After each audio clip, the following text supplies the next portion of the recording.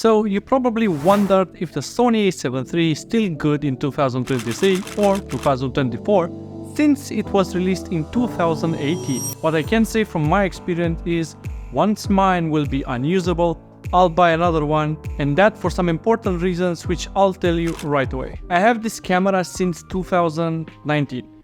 The body comes with a great full frame at 24 megapixel sensor. I say great because for me at some point, if the sensor has too much megapixels, it reaches the point where storage becomes a problem.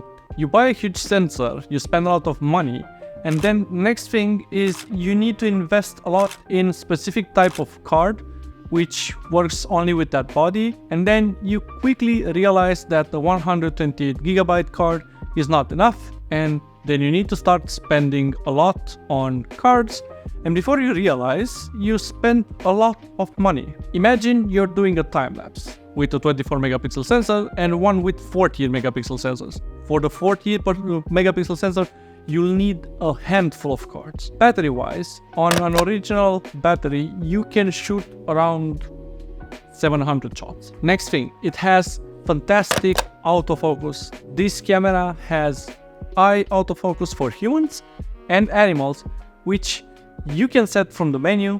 It's easy, it has lock-on autofocus tracking, it never let me down. I think I can count on my fingers how many times it failed to lock and hold the focus. Also, when the camera has a vintage lens attached, the focus picking is set automatically, which I find it as an awesome feature, which saves you time from going through the menus and activating or deactivating it. This camera lacks a turn screen, but there is a way around it. So whenever I vlog or I record at home, I need an additional display or to connect my camera with my phone to see what I record and how I frame. Or you could use a cable and use your MacBook if you would need a bigger display. The camera comes with a 14.7 stops of dynamic range at 100 ISO and lowers to 12 plus at around 400. What needs to be noted here is that at ISO 640, the camera has a bit of a jump back to 14.2 as if it would have had a dual ISO, which is not having, just to point out. I have used this camera at concert photography, and to be honest, this is a great test for low light capabilities. I shot outside as well as inside. The lights are usually pointy or only on some members of the band, or sometimes there's barely a light on the stage and you still need to shoot these shots due to the rule of 3 songs. I shot at 3200 and more and had no issues, and if someone thinks right now that in 2023 this will be a problem, no.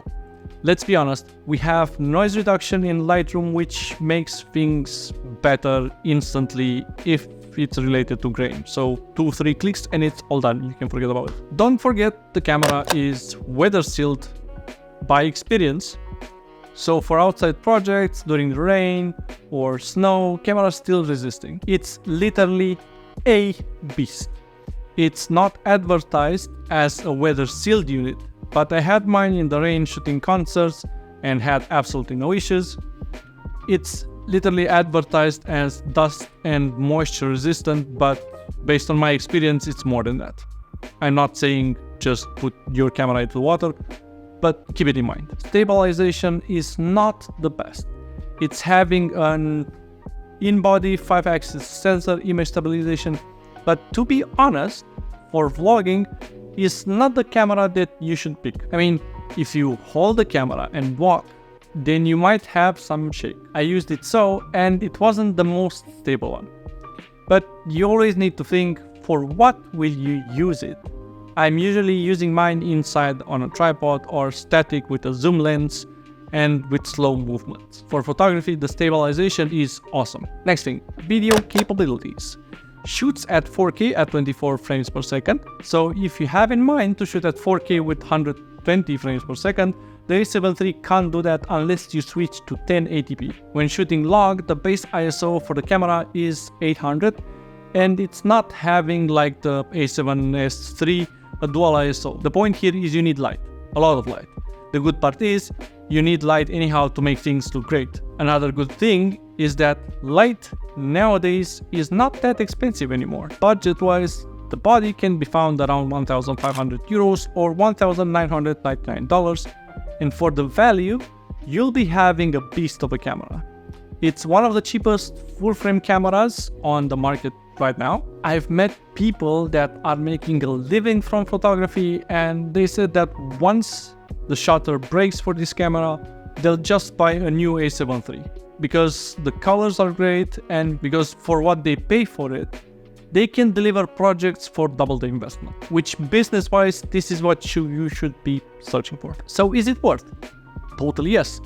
When it was firstly announced, it was groundbreaking, similar to the hype that the latest A9 created nowadays. With that being said, I totally recommend this as a camera. I will buy it in the future. I will buy in the future something more video oriented, and when my a7 III will break down, I will totally buy another one if it's still on the market. That's my honest opinion. Tell me what you think in the comments, and I'll see you in the next video. Peace.